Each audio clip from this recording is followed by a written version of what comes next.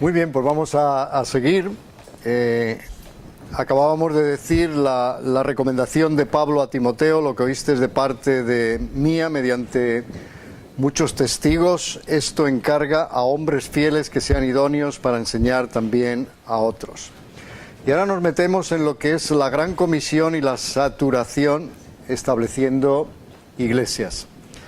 La saturación estableciendo iglesias satisface, yo creo, las directivas y metas de la Gran Comisión, porque según Mateo 24:14, Marcos 13:10, Lucas 24:45 al 47 y Hechos 1:8, tenemos comparativamente la Gran Comisión en los Evangelios y en Hechos de los Apóstoles. La Gran Comisión se completará cuando haya discípulos en todas las naciones. Fijaros que no dice solo convertidos, dice discípulos. Y decíamos que lo que más cuesta es discipular. Nosotros podemos tener un niño en la familia, pero no le podemos abandonar en la cuna. Hay que vestirle, hay que animarle, hay que darle de comer, hay que tenerle en brazos, y esto cuesta muchísimo. El discipulado cuesta. Y Jesús nos enseñó que debemos de discipular a todas las naciones. Fíjense por qué se le llama la Gran Comisión. Y a medida que se van estableciendo iglesias en las naciones, en ellas se harán discípulos. La conversión de una persona puede ser fácil y puede ser difícil. Es como un parto. Hay partos que son fáciles y hay partos que son muy complicados. Pero lo importante aquí es cuando sale la criatura, ¿no es cierto? Y nos gozamos, y lo mismo ocurre cuando hay convertidos en nuestra propia familia o entre nuestros vecinos. Recuerdo en la última iglesia que establecí, pues la mamá y la niña venían a la iglesia, pero el papá no era creyente. Y entonces la madre se enfermó y la niña quería venir a la escuela dominical y la madre le dijo, pues díselo a tu padre. Y el padre se negaba, era un ateo, y se negaba a ir siquiera llevar a la niña a la iglesia. Pero la niña insistió, y como es la más pequeña, la mimada y demás, pues el padre accedió y la llevó hasta la iglesia. Entonces la niña no se conformó con que le llevara hasta la iglesia, sino dijo, papá, entra y ya me esperas hasta que yo termine la clase y tal y cual. El padre no quería, pero al final accedió. Bueno, lo que él no sabía es que Dios iba a tocar su corazón esa misma mañana. Fíjense bien, una persona que no creía en Dios entra en la iglesia por primera vez. Dios es extraordinario, y cuando Él hace un milagro lo hace tan de verdad, que es innegable, es decir, no lo podemos negar. Entonces Él viene, Él se convierte en ese culto y desde entonces está en la iglesia. Eso es lo que ocurre. En el caso, por ejemplo, de mi padre, yo os contaba ayer que mi padre nos abandonó cuando yo tenía, unos meses de edad, nada más. Y él estaba metido en el mundo de los toros y demás, y bueno, fue algo trágico. Mi madre, después de yo estudiar en Inglaterra, volví a España y estaba tan contento de ver a mi madre después de 4 años sin verla. Y estuvimos juntos tan solo por 2 o 3 días. Ella salió a hacer algunas gestiones en el centro de la ciudad de Madrid y nunca más volvió. Estaba cruzando por un paso de cebra, 2 chavales jóvenes venían en una moto a toda velocidad y se la llevaron por delante. Entonces a las 3 de la mañana o así la policía vino a mi casa para llevarme, para identificar el cuerpo de mi madre. Bueno, fue toda una tragedia, porque yo pensaba, ¿dónde está Dios en todo esto? Es decir, ¿qué ha ocurrido, Señor? ¿Por qué permites una cosa de esta índole? Yo no lo entendía. Pero miren, Dios tiene absolutamente propósito para todas las cosas. Y mi madre siempre me enseñó, que fue la que me llevó hasta los pies de Cristo, siempre me enseñó a confiar en Dios aún en las peores cosas que nos puedan pasar en la vida. Confía porque Dios no comete ninguna equivocación. Y efectivamente, Él no comete ninguna equivocación. Bueno, pues a partir de ese momento, mi padre se acercó muchísimo a mí, me veía frecuentemente. Yo no quería saber nada de Él, esa es la pura verdad. Fíjense, yo ya empezaba a predicar el Evangelio y no quería saber nada de Él. ¿Qué les parece? Una contradicción. Pero yo sentí que nos había hecho tantísimo daño a mi madre y a mí que yo sentía que no le quería en mi vida, no le quería en mi vida. Él vino a oírme predicar en distintas ocasiones y lloraba. Y me decía, Dios no puede perdonarme. Y dentro, en mi interior, yo decía, tienes razón. Porque no quería saber nada de Él. No quería saber nada de Él. Y así pasaron años. Y Él enfermó. Había tenido varias cornadas de los toros entre una cosa y otra. Bueno, él llegó a enfermar y estaba grave en el hospital. Mi hija mayor fue a visitarle y cuando ella salió, yo llegué y mi padre me dijo, ha estado aquí Esther y la he visto que estaba triste. Entonces yo aproveché para decirle, bueno, está triste porque donde ella estará algún día tú no estarás. Y entonces eso ya quebró su corazón totalmente. Empezó a llorar, yo creí que ahí era su último momento, porque le entró, yo qué sé, algo tremendo, ¿no? Como que no podía ni respirar siquiera, ¿me entiendes? En este sentido. Había otra persona en la habitación, eran 2 pacientes, y entonces mi padre me dijo, echa la cortina y háblame de Cristo porque yo quiero tenerle en mi vida. Fíjense bien. Entonces yo le hablé, yo fui desde la A hasta el final por el Evangelio, hasta que él entendió exactamente. Fíjense, lo podía haber hecho unos años antes, pero lo hice entonces.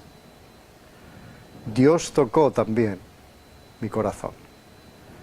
Y cuando yo le presenté a Cristo, me cercioré de que él estaba arrepentido. Creerme, me cercioré de que él estaba arrepentido. Y aceptó a Jesucristo como su Salvador. Y oré por él y el paciente que estaba al lado tiró de la cortina y dijo, oiga, yo también lo quiero. Tremendo, tremendo, tremendo. Entonces, para que veáis que hay partos difíciles y hay partos más sencillos. Y lo que tenemos que hacer es atender esos partos, cuidar de la criatura y enviarlos. Enviarlos porque tienen una labor importantísima que hacer. Y la Iglesia seguirá raquítica si no hacemos esto. Tendremos siempre los mismos, tendremos mucha bendición, todo lo que queráis, como tenía la Iglesia primitiva, hasta que Dios dijo, Jerusalén solo no, y los esparció por Judea, los esparció por Samaria, pero Dios tuvo que permitir una persecución. Que esto no ocurra, porque la meta de Dios es que todo el mundo oiga el Evangelio. Y Él no se va a quedar quieto. Él hará todo lo que tenga que hacer en su poder para que entonces vayamos y hagamos lo que tenemos que hacer.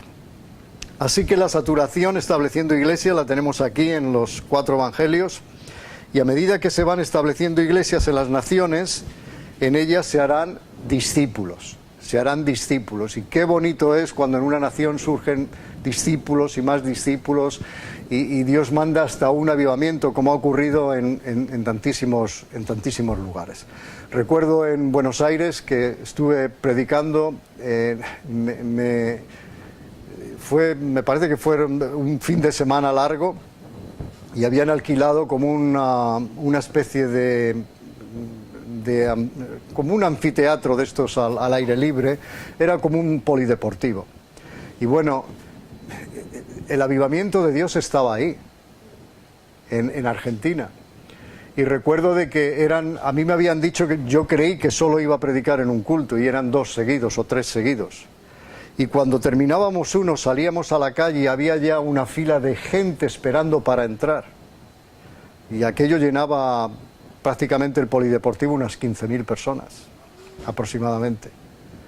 Hay hambre por parte de Dios.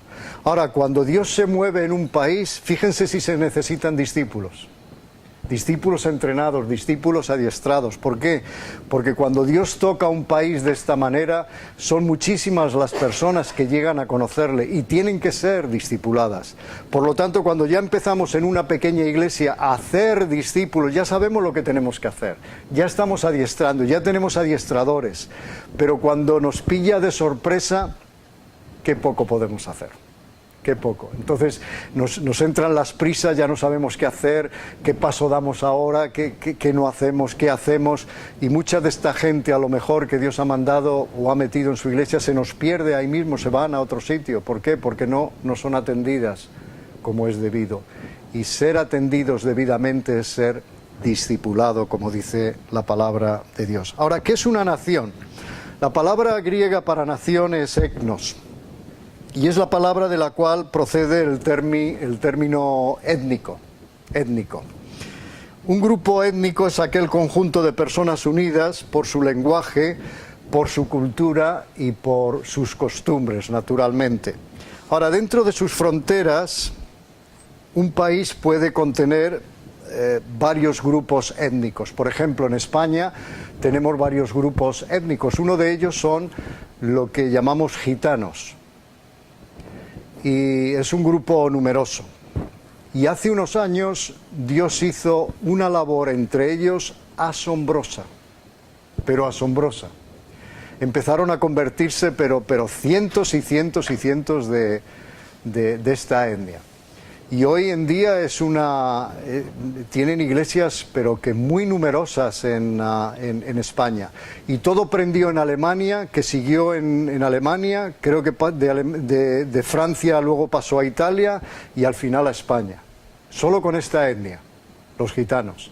Así que dentro de una nación podemos tener diferentes etnias. Para que un movimiento de saturación estableciendo iglesias tenga éxito, sino en ocasiones tendrá que alcanzar a varias naciones dentro de una misma nación. A lo que me estoy refiriendo son las etnias. Por ejemplo, en este caso, los gitanos, pero vuelvo a repetir que muchas veces en otras naciones hay distintas etnias. Discipular una nación exige, por lo tanto, la existencia de un movimiento para alcanzar naturalmente cada grupo étnico en su lengua, en su cultura y en sus costumbres. No lo olvidemos, a veces decimos, bueno, es que el Evangelio funciona siempre igual, no pasa absolutamente nada. No, hay gente que tiene costumbres muy arraigadas y tenemos que saber cómo comunicarnos con esas personas. No crean que es fácil. El Evangelio no cambia, pero las costumbres de las personas sí. Y las personas son totalmente distintas. Al actuar en su propio interés, una nación tiende a ser nacionalista, cuando actúa en su propio interés. Las guerras son la evidencia de las naciones utilizando su poderío militar para conseguir, obviamente, sus propios intereses. Parece que solo les interesa eso, aun si ello significa la aniquilación de los miembros de otra nación. Y tenemos tantísimos ejemplos, no quiero dar ninguno para que nadie se ofenda, pero tenemos tantísimos ejemplos, lamentablemente, en la historia. A diferencia de las naciones, la Iglesia está comisionada a mirar hacia afuera, organizando, cómo no, sus dones y recursos para ministrar a otros, Aquí, si estamos en una guerra, es una guerra totalmente distinta.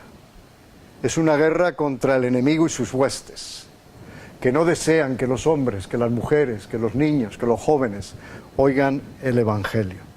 Especialmente para alcanzar a las naciones con el Evangelio, tenemos que tener muy en claro qué es lo que Dios quiere para nuestra iglesia, qué es lo que Dios quiere con mi vida, qué es lo que Dios quiere con los discípulos que estamos haciendo. Y veremos que mientras que las naciones, y desafortunadamente muchas iglesias, actúan frecuentemente conservando, yo diría, sus recursos y protegiendo sus intereses, se supone que la energía y la actividad del pueblo de Dios está dedicada absolutamente a lanzar el ministerio hacia afuera. Eso nos lo enseñó Jesús. Lanzar el ministerio hacia afuera, no solo hacia adentro. Hacia adentro es donde adiestramos la gente, donde administramos los recursos, pero hay que enviar la gente hacia afuera.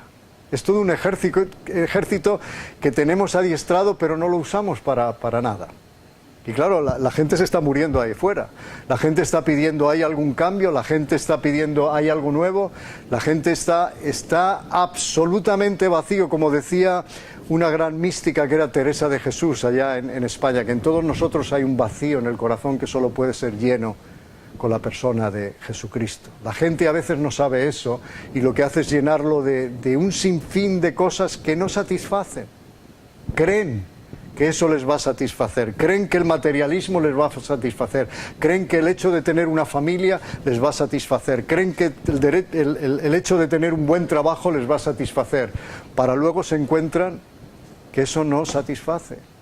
¿Cuántos suicidios hay entre gente que lo tiene todo?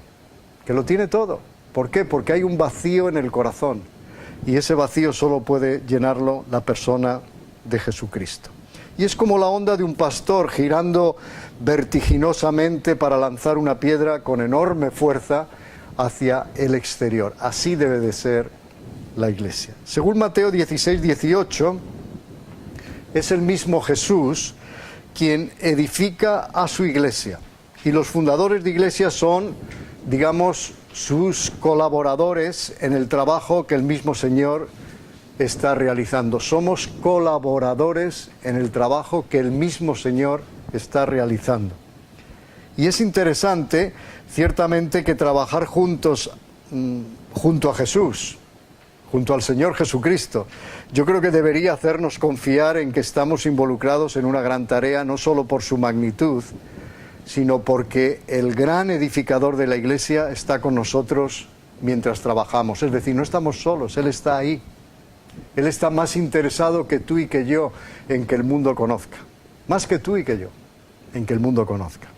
Si Jesús hace el trabajo, este llegará seguramente a su culminación. En Filipenses, el apóstol Pablo enseña en el capítulo 1 y el versículo 6, que alguien lo lea, por favor. Que el que comenzó en vosotros la buena obra, la perfeccionará hasta el día de Cristo Jesús. Esto es interesantísimo. Estando convencido, ¿lo estamos nosotros? Estando convencido, dice, que Él es fiel para completar, perfeccionar su obra. Y es interesante porque es su obra, no es nuestra obra. Es su obra. No es nuestra iglesia, es su iglesia. Es como cuando decimos a alguien, te vienes a nuestra iglesia, no, es su iglesia. Es su iglesia. Obviamente es una manera de hablar, es nuestra iglesia. No tenemos que sentirnos mal por eso. Pero fíjense lo que cambia cuando decimos es su iglesia, es su obra, es nuestro Señor. Qué distinto, ¿no? Él es fiel para completar y perfeccionar su obra. Y lo hace a través de su gente, de sus discípulos. Si observamos que esta obra comenzó con tan solo 11 hombres, 11 hombres, fijaros, comenzó esta obra, y que ha alcanzado a tantas naciones donde hoy se predica el Evangelio, yo creo que entonces comprenderemos que Él continuará ayudando a los fundadores de iglesias. Con solo 11 hombres y lo que se ha logrado. ¿No es esto increíble? Que estamos prácticamente en todas las naciones. Y esto es gracias al Señor. Si Él no estuviera con su gente, si Él no estuviera con sus discípulos, esto sería totalmente imposible. Sin embargo, esto requiere que aquellos que nos dedicamos al establecimiento de iglesias organicen congregaciones que desde el primer momento que éstas se organizan tengan una visión para alcanzar a todas las naciones del mundo. Esta es la visión que decíamos ayer. Si tuviéramos que definir la visión, es un cuadro muy claro en mi mente de lo que Dios quiere hacer en mi país o en mi ciudad o en mi familia si no conoce a Jesucristo. Y eso debe de entusiasmarnos. Un cuadro claro en mi mente de lo que Dios quiere hacer. Y no se trata de solo un ideal, sino de la obediencia a un mandamiento, pero que muy serio. porque es un mandamiento de Dios: ir a todas las naciones y predicar el Evangelio a todas las naciones. Tan pronto como la Iglesia nación comenzó a alcanzar a las naciones en sus propias lenguas y con la gloria de Dios, esto lo tenemos en Hechos capítulo 2 y los versículos del 4 al 12, siguiendo el patrón establecido por el Espíritu Santo, en Pentecostés la gran comisión debe ser enseñada de inmediato, y quiero enfatizar esto, de inmediato a las nuevas iglesias. Porque muchas veces no lo transmitimos de inmediato, dejamos pasar el tiempo, simplemente acumulamos todo, como hizo la iglesia primitiva. No nos preocupábamos de extendernos más allá de Jerusalén, sino simplemente tener un buen tiempo, buena palabra de Dios, buenas bendiciones de parte de Dios, pero no estamos llevando el cometido a donde lo tenemos que llevar. Ahora, la Gran Comisión, vemos que hay pasajes paralelos. Por ejemplo, en Mateo 28, dice en el preámbulo, en el versículo 18, toda autoridad me ha sido dada en el cielo y en la tierra. El mandamiento es 19 y 20, por tanto hice hacer discípulo a todas las naciones, bautizándolos en el nombre del Padre, del Hijo y del Espíritu Santo, y enseñándoles que guarden todas las cosas que os he mandado. Ese es el mandamiento. La promesa: he aquí yo estoy con vosotros todos los días hasta el fin del mundo. Eso es en Mateo. Si vamos a Marcos, vemos que es más o menos lo mismo. Tenemos en el versículo 9 el testimonio de la resurrección, en Marcos 16. En el versículo 15, id por todo el mundo y predicar el Evangelio a toda criatura. Y en el versículo 16 tenemos la promesa: el que cree y es bautizado será salvo, pero el que no cree será condenado. Si vamos, por ejemplo, al capítulo 24 del Evangelio de Lucas, vemos que en el versículo 46 dice: así está escrito y así fue necesario que el Cristo padeciese y resucitase de los muertos al tercer día. El mandamiento en este pasaje lo encontramos en los versículos 47 y 48, donde leemos: y que en su nombre se predicase el arrepentimiento y la remisión de los pecados en todas las naciones, comenzando desde Jerusalén, y vosotros sois testigos de estas cosas. Y la promesa la tenemos en el versículo 49. He aquí yo enviaré el cumplimiento de la promesa de mi Padre sobre vosotros, pero quedaos vosotros en la ciudad hasta que seáis investidos del poder de lo alto. Si pasamos al Evangelio de Juan, para que veáis la insistencia simplemente de todo esto, en el capítulo 20 leemos en el versículo 19 y 20: paz a vosotros. Habiendo dicho esto, les mostró las manos y el costado, y los discípulos se regocijaron por haber visto al Señor. Y tenemos el mandamiento: como me ha enviado el Padre, así también yo os envío a vosotros. Como me ha enviado el Padre, así yo también os envío a vosotros. Y la promesa: recibid el Espíritu Santo. No nos deja solos en absoluto. Y no termina ahí, pasamos a Hechos de los Apóstoles, y en el capítulo 1, en los versículos 3 y 7, dice: a estos también se presentó vivo después de haber padecido con muchas pruebas convincentes. A vosotros no toca saber ni los tiempos ni las ocasiones que el Padre dispuso por su propia autoridad. Y luego vemos, naturalmente, nuevamente el mandamiento. El mandamiento: me seréis testigos en Jerusalén, en toda Judea, en Samaria, hasta lo último de la tierra. Y luego vemos la promesa en el versículo 8: pero vosotros seréis bautizados en el poder del Espíritu Santo y recibiréis poder cuando haya venido sobre vosotros precisamente el Espíritu Santo, para serle ¿qué? Pues como dice el Señor, testigos.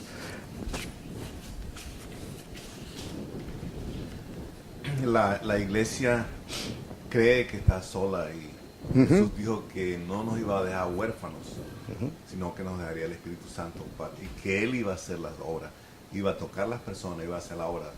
La iglesia tiene ese temor que no debe tenerlo, porque la iglesia es de Él. ¿Por qué crees tú que la iglesia tiene este temor de que está sola? No. ¿Por qué viene ese temor? No están persuadidos de la presencia del Espíritu Santo en sus vidas. Ese es. ¿Estáis de acuerdo con ello? ¿Que puede ser eso? ¿Que nos falta esa percepción? Yo creo que también, pastor, tiene que ver más que nada La falta de formación también puede ser. Ujú. Cuando no hay una formación, no tenemos un buen fundamento, existe temor. Ujú. Que eso lo trae el enemigo también, tú sabes, una de las formas que yo considero. Sí, sí, sí. ¿Alguien más? También creo que puede ser, como dijiste al principio, de no compartir desde el liderazgo la visión. Ujú. Bueno, intereses. ¿Intereses? A veces todo lo que han dicho mis compañeros, pues resume a veces iglesias que tienen una visión más de interés Ujú. que realmente el interés de Dios, Exacto. creo yo. Exacto. Yo creo que lo que decía el hermano al principio, mucho de ello se basa en que si no hay la enseñanza y reiteración, por ejemplo, yo tengo 2 hijas. Cuando eran pequeñas, tú las enseñas confianza. Yo la podía poner a la más pequeña aquí encima de una mesa y decirle, tírate que te recojo. ¿Qué les enseñas con ello? Confianza. Ahora, si le digo, tírate y me doy la vuelta, ¿qué ocurriría? No volvería a confiar más en mí. Muchas veces es esta reiteración, es decir, esta enseñanza de Jesús está con nosotros. A veces lo oímos mucho, pero no lo experimentamos. No lo creemos de corazón que Él está con nosotros. En cada situación, en cada cosa que nos pasa, en cada circunstancia, Él está ahí. Y nos olvidamos de que más interesado de que el mundo conozca está Él que nosotros mismos. Y que nosotros somos sencillamente sus discípulos. Que se nos ha dado una orden, como hemos visto en los 4 evangelios y en el libro de Hechos de los Apóstoles, para que evangelicemos, para que vayamos, para que hagamos discípulos. Ahora, la Iglesia, la verdad es que tiene que hacerlo. Así que vamos a explorar, ya para ir terminando esta parte, explorando la gran comisión de Mateo, especialmente Mateo 28, 18 al 20, y luego tendremos un trabajito para hacer en grupo también. En la gran comisión Jesús deja claramente expuesto cuál es el propósito para su iglesia hasta que Él vuelva. No hay otro propósito. Deja claro el propósito hasta que Él vuelva, que el mundo conozca. Ahora, está bien que nos sentemos, que discutamos cómo lo vamos a hacer, ¿me entiende? Pero lo que no podemos discutir son las órdenes. Yo es que no me imagino a Dios diciendo, hágase la luz en el principio. Y en segundos todos los ángeles se reúnen, los arcángeles se reúnen, los querubines se reúnen para ver quién baja y da las luces. ¿Os imagináis? Que los arcángeles, los ángeles, los querubines convoquen una reunión y decidan a ver quién baja aquí al mundo para dar todas las luces, porque Dios había dicho, hágase la luz. La mejor manera de que no funcione es una cosa, es cuando decimos, bueno, vamos a crear una comisión. Porque nos podemos dividir en comisiones. No, Él dijo, hágase la luz, y la luz fue hecha. Así de claro, la luz fue hecha. ¿Por qué? Porque obedecieron. Y somos llamados a obedecer, no simplemente a discutir las órdenes. Yo cuando estuve en el servicio militar, a mí se me daban las órdenes directas. El servicio militar era obligatorio en España, tenías que estar un año y pico. Entonces ahí te instruyen cómo usar un arma, te instruyen realmente a obedecer, aunque no entiendas ciertas veces las órdenes. Y yo lo pasé muy mal en el servicio militar. La verdad es que lo pasé muy mal. ¿Por qué? Porque en España, no sé, en otros países, cuando llega el momento en que tienes que jurar, ellos lo llaman jurar tu lealtad a la bandera y a la nación, en el caso concreto de España, cuando pasabas cerca de la bandera, tenías que rendir la rodilla, pero también ante una virgen que ponían ahí. Es un país católico romano. Ahora ya no se hace eso. Entonces yo hablé con el sargento y yo le dije, mi sargento, yo quiero jurar lealtad a mi país, pero no me voy a arrodillar delante de esa estatua. Y él dijo, ¿cómo que no? ¿Tú qué eres?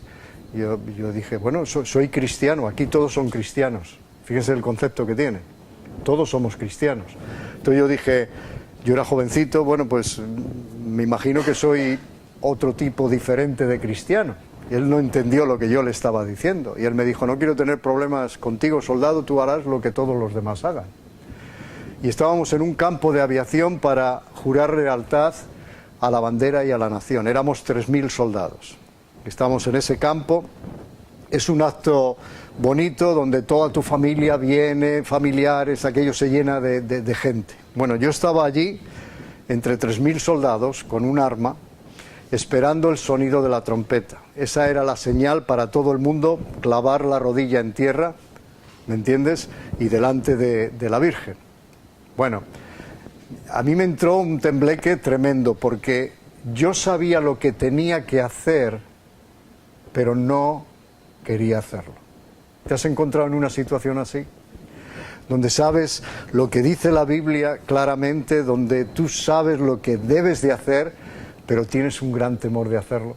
Pues yo me sentía así, yo oraba, Señor, dame la fortaleza, yo no sé, además nadie, al mismo tiempo el propio enemigo está silbándote al oído palabras como nadie te conoce aquí, Carlos, tú dobla la rodilla, nada te va a pasar, pero al mismo tiempo tú tienes el testimonio de la palabra en tu corazón y llega un momento en que tú no puedes ir en contra del testimonio de la propia palabra de Dios. Y bueno, yo tenía un sufrimiento dentro de mí tremendo, hasta que oí la trompeta. Bueno, esa era la señal para todo el mundo clavar la rodilla. Y se oyó un gran estruendo, porque tienes que dar una palmada al mosquetón, al arma, y clavar la rodilla en tierra. Todo el mundo se arrodilló, excepto yo. Cuando todo el mundo se arrodilla, excepto tú, lo primero que tienes es una gran vista. Porque puedes ver de todo. Bueno, el acto se paró, yo vi al sargento viniendo deprisa hacia mí para sacarme fuera de las filas. Nadie sabía si realmente es que yo tenía un problema de rodilla y no me pude arrodillar. Nadie sabía lo que estaba ocurriendo. Pero quiero que sepan que esto era en el tiempo de Franco, el dictador, y que esto se tomaba muy en serio. Porque podía ser tipo, vete tú a saber qué, como que no amabas la nación. Esto es lo que me preguntaron.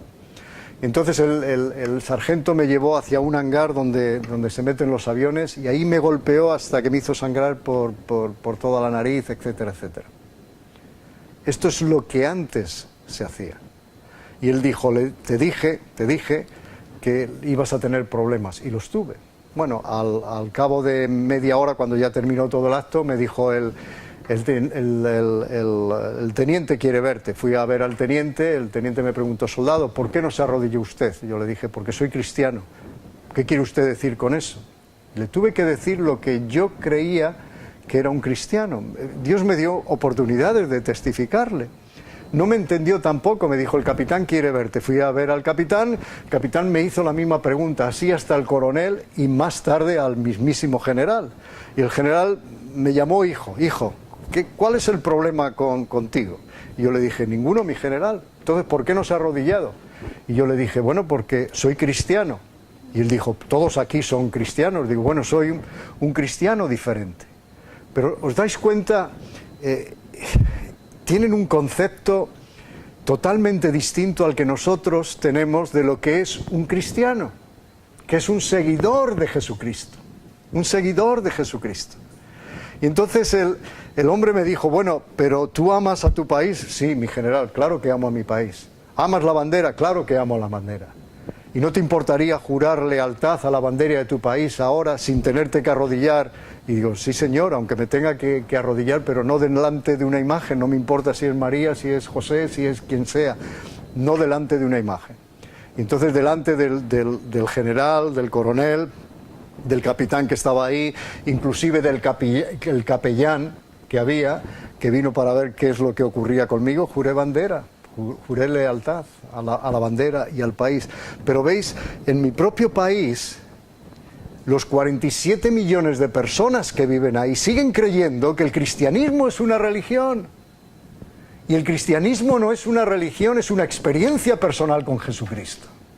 Y a menos que tengamos esa experiencia personal con Jesucristo, las personas pueden seguir siendo religiosas a más no poder, pero de acuerdo con la palabra de Dios están totalmente destituidas del reino de Dios.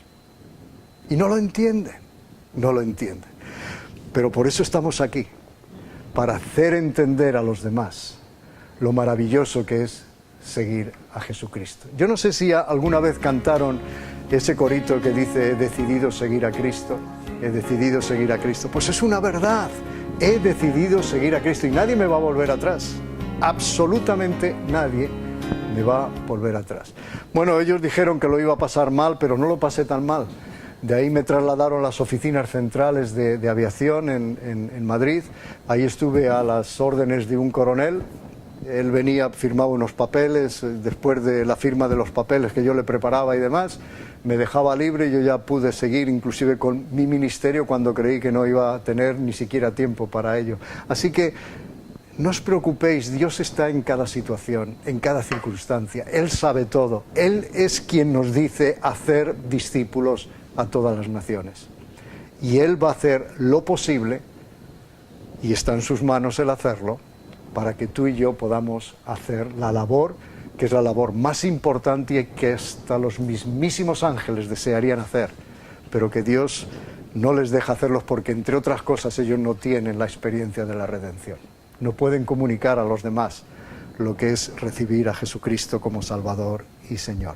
Así que en la Gran Comisión Jesús deja claramente expuesto cuál es su propósito para su iglesia hasta que Él vuelva. Es un propósito claro, es un propósito tajante, es un propósito tan nítido que no podemos ponerlo en duda en absoluto. Y estas palabras son muy importantes y merecen, yo diría que un examen cuidadoso. Fijaros bien, toda autoridad me ha sido dada en el cielo y en la tierra, por tanto, id y haced discípulos, y ahora atender, a todas las naciones, bautizándolos en el nombre del Padre, del Hijo y del Espíritu Santo, enseñándoles que guarden todas, nuevamente esa palabra, las cosas que yo os he mandado, y aquí yo estoy con vosotros todos los días hasta el fin del mundo. Así que tenemos un Salvador que está con nosotros en cualquier situación, en cualquier circunstancia, para llevar su programa hacia adelante al cumplimiento de esta tarea y de esta meta, que es la meta de Dios, no lo olvidemos. Así que la tarea, ¿cuál es? Hacer discípulos. Hacer discípulos. El énfasis principal de la Gran Comisión se centra en el mandamiento: haced discípulos. Haced discípulos. Por tanto, la principal tarea de la Iglesia es hacer discípulos y no solo convertidos. ¿Qué es lo que a veces en nuestras iglesias hacemos? Hacemos convertidos, por llamarlo de alguna manera, pero no discípulos. Y nos extraña que no estén ganando a otros precisamente porque solo hemos hecho convertidos, no discípulos. Cuando tú haces un discípulo, tú le estás enseñando que tiene que reproducirse en otras personas. Y no lo estamos consiguiendo, no lo estamos consiguiendo. Aquí hay dos gerundios que nos revelan aspectos importantes del proceso de hacer discípulos. Uno es bautizándolos, es decir, es cuando tomas a alguien, lo discipulas, y el bautismo en cierta manera es como un compromiso público, porque lo era en los tiempos de Jesús. Compromiso de que estoy siguiendo a Jesucristo. No era fácil ver, por ejemplo, a Juan el Bautista cuando todos llamaban al arrepentimiento y venían ahí, todo el mundo en la aldea los veía para ser bautizados en este sentido, ¿no? El bautismo es un testimonio público de que la persona ha puesto su fe en Jesucristo. No vamos a discutir ahora qué tipo de bautismo, cómo los bautizamos, etcétera. Es lo que dice la Biblia. Es una señal de conversión, si queréis, y evidencia de haber sido evangelizado. En este caso concreto. Ahora, la Gran Comisión señala que el bautismo es en la Trinidad y de ello aprendemos algo de la naturaleza de la nueva identidad del discípulo, que es muy interesante. Una de las asombrosas cualidades de la Trinidad es la comunidad que comparte precisamente el Padre, el Hijo y el Espíritu Santo. Y de manera similar, el nuevo creyente es bautizado en la comunidad de la Iglesia, la comunidad de Jesús, que desea que tenga la misma clase de unidad. Ahí lo tenemos en Juan 17, por ejemplo, cuando se habla de esta unidad, y que vimos ayer, precisamente, que la Trinidad. Podríamos discutir más sobre este tema, pero yo creo que no merece tanto la pena el que discutamos de ello. Y el segundo gerundio es enseñando, bautizándolos, enseñándolos. Es tarea de la Iglesia enseñar la obediencia a Cristo, la obediencia a Cristo. Fíjate cuidadosamente que el versículo no nos dice que la meta es enseñar mandamientos. En vez de ello, la meta es enseñar obediencia, no mandamientos. Es enseñar obediencia a todas las cosas que Jesús ha mandado. Lo mismo ocurre en una familia. Tú enseñas a tus hijos ¿a qué? A obedecer. Y cuando yo enseño a mi hija y le digo, la calle no se cruza sin mirar. Y si papá te dice, quieto ahí, o como dicen en la América Latina, párate, quieto. Entonces, quiere decir que te tienes que quedar ahí, que te tienes que quedar helado, tienes que obedecer, porque si no obedeces y cruzas, algo te va a pasar. Y en la Iglesia tenemos que enseñar precisamente obediencia a los mandamientos de Cristo, no enseñar los mandamientos como, bueno, ahí están, haz lo que quieras con ellos. No, el discipulado consiste en enseñar que la gente obedezca lo que Dios dice en su palabra. Y creerme, es una labor ardua, es una labor inmensa, es una labor que cansa, es una labor que agota. 3 años y medio enseñó Jesucristo obediencia a sus discípulos. Y llegó un momento cuando le crucificaron que les dijo también, si queréis iros vosotros, iros también. Después de todo lo que les había enseñado. Fijaros bien. Estaban entusiasmados con todo lo que decía Jesús, porque ningún hombre habló como este hombre. Estaban entusiasmados de ver sus milagros. Estaban entusiasmados de alguna manera de ser seguidores de Jesús, pero Jesús quería que sus discípulos obedecieran. Y cuando dio la gran comisión, Él dijo que obedecieran. ¿Y qué tuvo que permitir? Tuvo que permitir la persecución porque no estaban obedeciendo sus mandamientos. Es obediencia. Hay una diferencia tremenda entre enseñar mandamientos y enseñar obediencia. ¿Os dais cuenta? Y parece que la obediencia es más difícil de enseñar que los propios mandamientos, pero los mandamientos están para ser obedecidos. Pero es más fácil enseñar mandamientos que enseñar la obediencia a esos mandamientos. Solo informar de la voluntad de Cristo para sus vidas no cumple el propósito de Cristo. No lo cumple. Y yo sé que muchas veces informamos de la voluntad de Cristo para la vida de los demás, pero no cumple el propósito de Cristo a menos que enseñemos obediencia a esas verdades. La Iglesia debe enseñar, animar y capacitar a la gente para obedecer. Por eso el discipulado es tan importante, porque empezamos enseñando a la gente que hay que obedecer, hay que salir, hay que compartir a Jesucristo.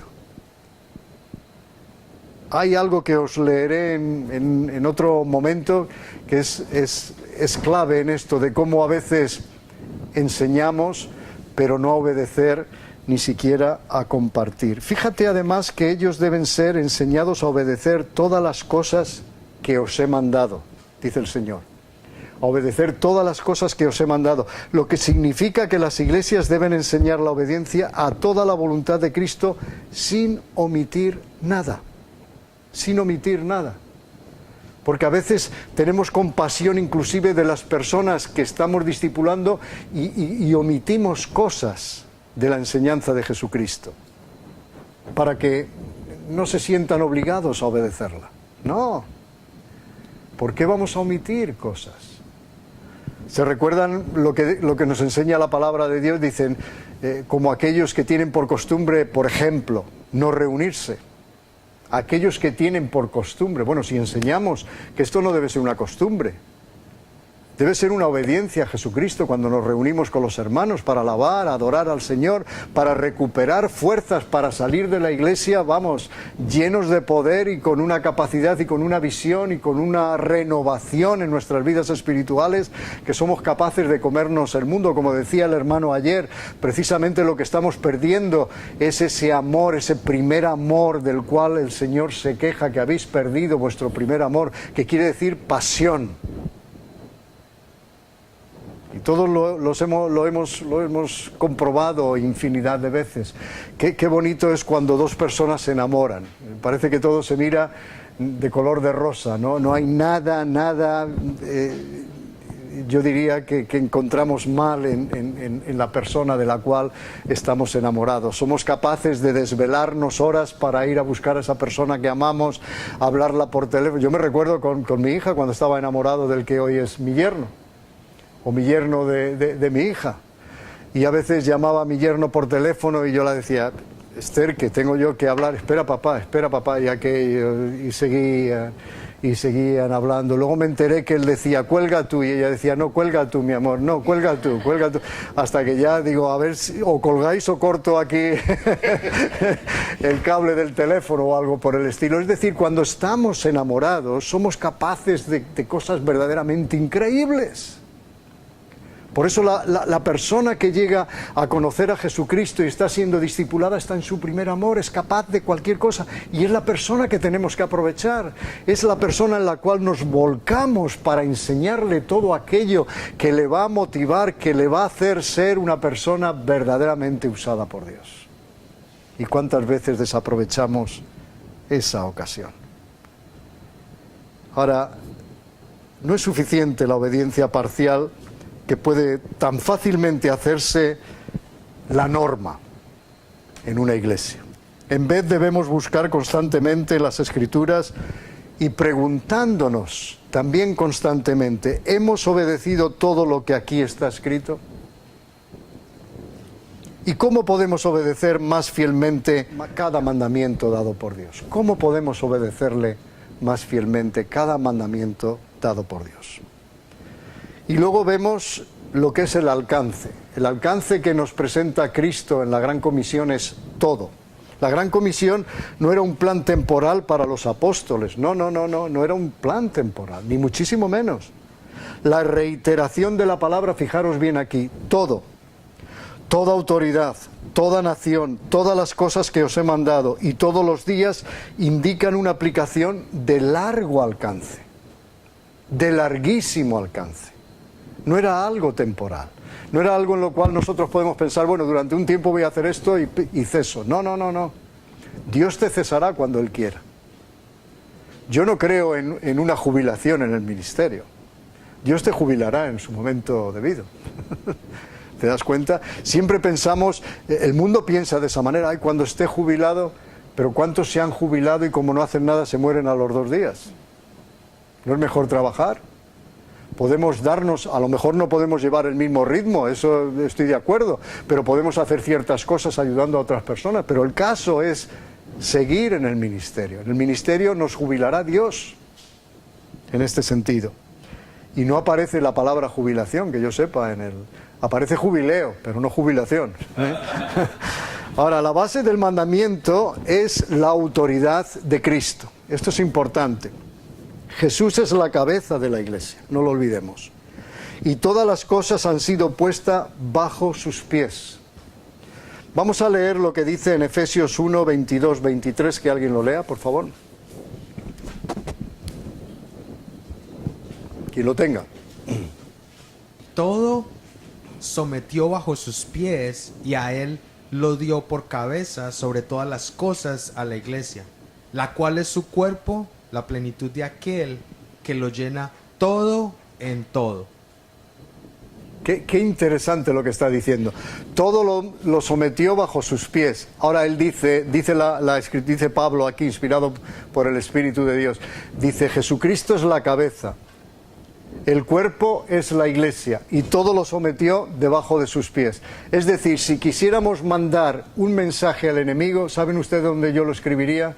En la suela del zapato. Ahí está. Pero a veces nos cuesta creer eso. Nos cuesta creer lo que dice la Escritura una y otra vez. Mayor es el que está en vosotros que el que está en el mundo. Y cuando no lo creemos a pie juntillas, cuando no lo creemos de todo corazón, entonces nos sentimos un gran temor, sentimos una fragilidad tremenda, sentimos como que algo nos está fallando o algo nos está ocurriendo en este sentido. ¿Tendremos alguna otra autoridad superior que no sea la de Jesucristo? Porque Él es la cabeza. Él es la cabeza. Es por esa autoridad que somos llamados a ser discípulos. Toda autoridad me ha sido dada en los cielos y en la tierra. Por tanto, id. Fíjense el rango de autoridad. No hay nadie por encima de mí. Toda autoridad me ha sido dada. Por tanto, id. Vamos en la autoridad de Cristo. ¿Quién nos puede detener? No puede haber nada que nos pueda detener, pero en cambio nos sentimos atemorizados porque decimos, ay, ¿y si ocurre esto? ¿Y si ocurre lo otro? ¿Y si ocurre lo demás allá? Bueno, vamos a dejarlo ahí, vamos a hacer otro receso.